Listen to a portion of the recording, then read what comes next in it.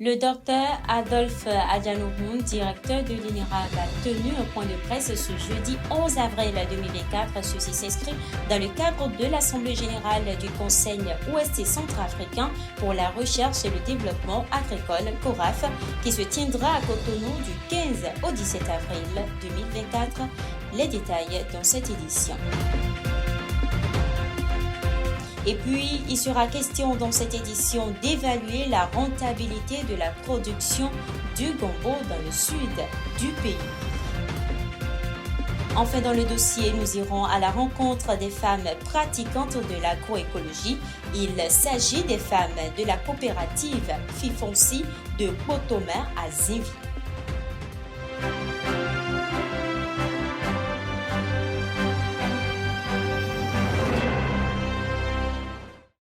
Très heureuse de vous retrouver chaque fois qu'il sonne 19h30. Vous êtes sur le Rural Bénin TV. Bonsoir à toutes, bonsoir à tous. Ce week-end à Perret, l'instabilité se développera au cours de la journée. Les températures varieront entre 25 et 36 degrés Celsius. La fiabilité de la situation est bonne. Ce samedi, le soleil se lèvera à 6h38 minutes et se couchera à 18h58 minutes. Les risques de pluie dans l'après-midi sont de 70%. Le vendredi 19 avril 2024 prochain va se dérouler la cérémonie de lancement officiel de la campagne agricole 2024-2025. Elle a lieu dans la commune de Kandy, département de la Liborie. Plusieurs activités sont inscrites à l'ordre du jour. Nous y reviendrons. En prélude à l'Assemblée générale du Conseil ouest centrafricain pour la recherche et le développement agricole qui se tiendra à Cotonou du 15 au 17 avril 2024, le docteur Adolphe Adjanoun a tenu un point de presse ce jeudi 11 avril 2024. Au cours de ce rendez-vous, il a dévoilé le niveau des préparatifs et les grands événements qui vont meubler cette rencontre. Il est au micro de Jean-Baptiste Conton. Le comité a travaillé d'arrache-pied et nous sommes pratiquement à la veille de cet événement. Cet événement va comporter, d'abord il y a le thème principal de cette assemblée. Chaque assemblée a son thème. Le thème principal de la 14e assemblée générale, c'est l'implication du secteur privé dans la génération et la valorisation des résultats de recherche. Donc, c'est le thème central qui sera décortiqué au cours des 3 jours à travers 2 sous-thèmes. Un premier sous-thème qui se focalise sur l'impact des crises sur le secteur agricole. Quelles actions ont été menées pour atténuer ces impacts-là, aussi bien au niveau des gouvernants, qu'au niveau de la recherche et qu'au niveau des autres acteurs du secteur agricole de l'Afrique de l'Ouest et du Centre. Et évidemment, le deuxième volet, le deuxième sous-thème est focalisé sur l'implication du secteur privé en termes, comme je l'ai dit, non seulement de mettre les ressources à disposition, mais de s'impliquer pour que les innovations que l'on développe répondent effectivement à ces besoins et pour que la roue puisse tourner. En dehors de ces conférences, il y aura évidemment une assemblée générale. Ça examine la gouvernance de l'Institut. Donc, le secrétaire exécutif présentera son bilan. Le conseil d'administration présentera également son bilan. Puis, l'assemblée générale va examiner les bilans et tirer les résolutions qui en découlent. Enfin, il y a un aspect qui nous intéresse particulièrement au Bénin. C'est la journée du Bénin. La tradition veut que lorsqu'on organise l'Assemblée générale dans un pays, qu'on prenne une journée pour que ce pays montre à ses pairs, aux autres pays, ce qu'il a en matière de résultats de recherche et de valorisation des produits de la recherche agricole. Dans ce cadre, nous avons prévu certaines activités sur l'esplanade du Palais des Congrès. Nous espérons à l'issue de cette 14e Assemblée générale. 1. Que nous fassions le point de la gouvernance de notre association commune. 2. Que le thème central qui a été décliné en 2 sous-thèmes soit débattu et que des leçons soient tirées et que des orientations soient données.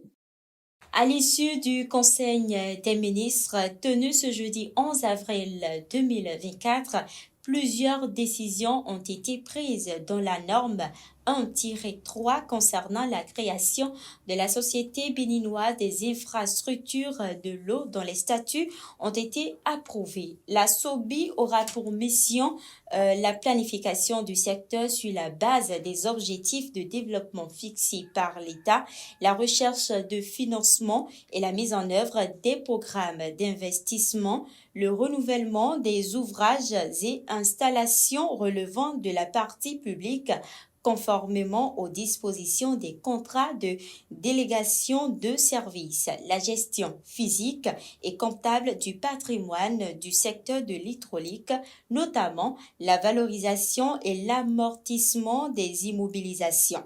Par la même occasion, elle assurera le suivi de l'exécution des délégations de gestion du service public de l'eau potable et le contrôle du respect des obligations, des critères de qualité et des objectifs de performance assignés aux opérateurs.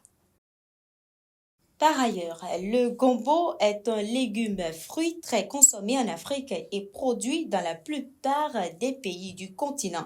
Dans cet élément de Oyeyemi Agani, Béranger, Rogbonuto et Maurice Landé, nous allons prendre connaissance de sa rentabilité.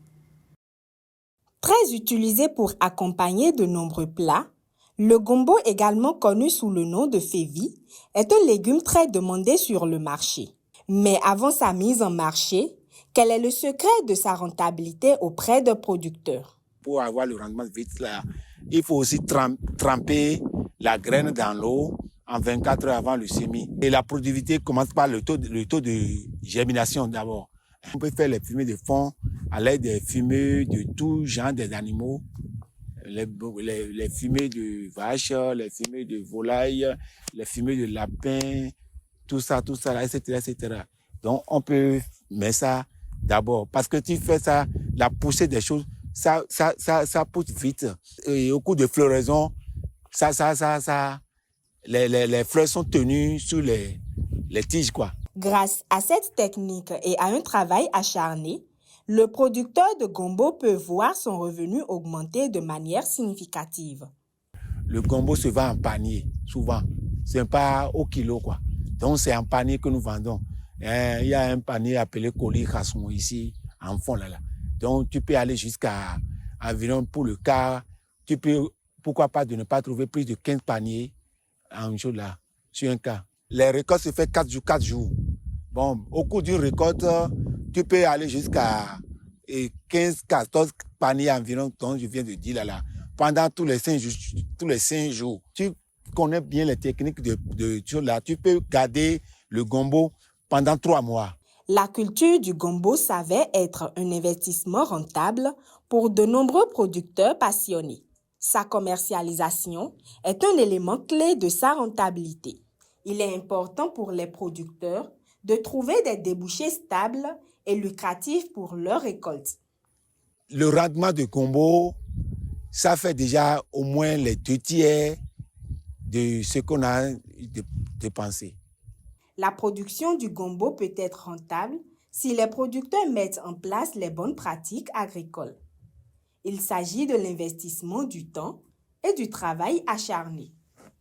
Dans le dossier, aujourd'hui, nous allons à la rencontre des femmes pratiquantes de l'agroécologie. Il s'agit des femmes de la coopérative Fifonsi, dont le domaine agroécologique se trouve dans le village de Kpotoma. Une équipe y a fait un tour pour suivre ces femmes à l'œuvre, suivant leur reportage.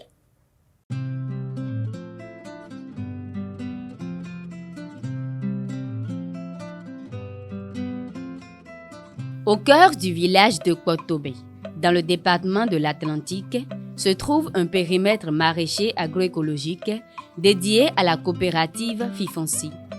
Nous y découvrons des femmes passionnées qui ont choisi de cultiver la terre selon les pratiques agroécologiques.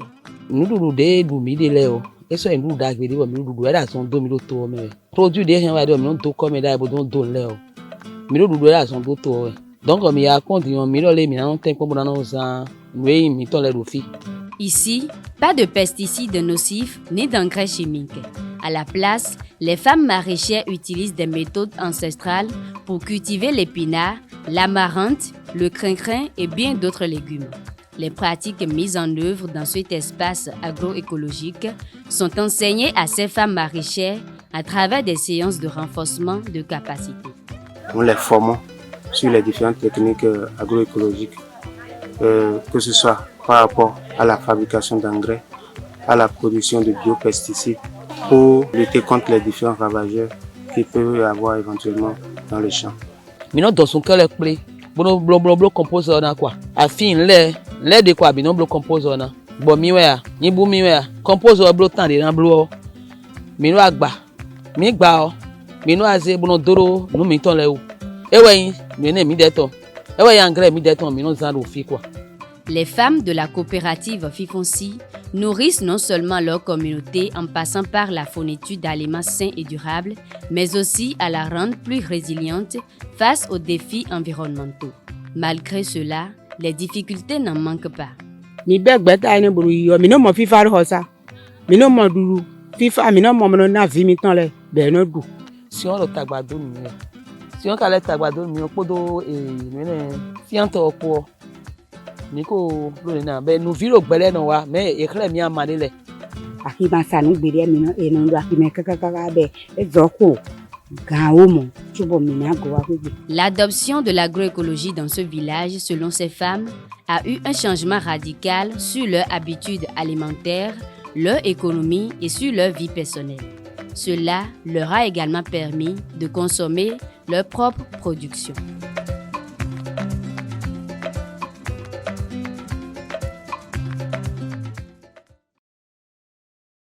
Actualité en inter à présent en Guinée-Bissau, le gouvernement envisage de mettre fin à la subvention des prix d'achat du riz sur le marché local selon Lassana Fati, directeur général des affaires extérieures au ministère du Commerce et de l'Industrie. Cette mesure en place depuis août 2023 a permis de réduire le prix d'achat d'un sac de 50 kg de riz brisé à 100%, de 22% à 17 500 francs CFA et à 5% de 6,3% à 22 500 francs CFA. Cependant, cette politique représente un fardeau financier important pour les caisses publiques avec déjà 4 milliards de francs CFA dépensés. La suppression des subventions entraînerait une diminution de l'accessibilité économique pour les populations les plus vulnérables, alors que le riz constitue la principale source d'apport calorique dans le pays, tant en milieu rural qu'urbain, avec une consommation par habitant parmi les plus élevées au monde, atteignant 100 kg par an contre une moyenne mondiale d'environ 57 kg selon le département américain de l'agriculture. En outre, la 29e conférence des parties sur le climat COP29 se tient du 11 au 22 novembre 2024 en Azerbaïdjan, situé au carrefour de l'Europe de l'Est et de l'Asie centrale. Quelques mois avant, le pays hôte affine ses stratégies organisationnelles qui, en dehors de l'aspect logistique, passent également par la mise à jour des relations avec les autres pays du monde, notamment ceux de l'Afrique. Avec la République du Congo, par exemple, le gouvernement de Bakou a récemment signé un protocole d'intention pour la protection des forêts tropicales. Merci à tous de nous avoir suivis. Merci à toutes les équipes qui m'ont accompagné. On se retrouve semaine prochaine, plaise au ciel. Bon week-end et prenez soin de vous.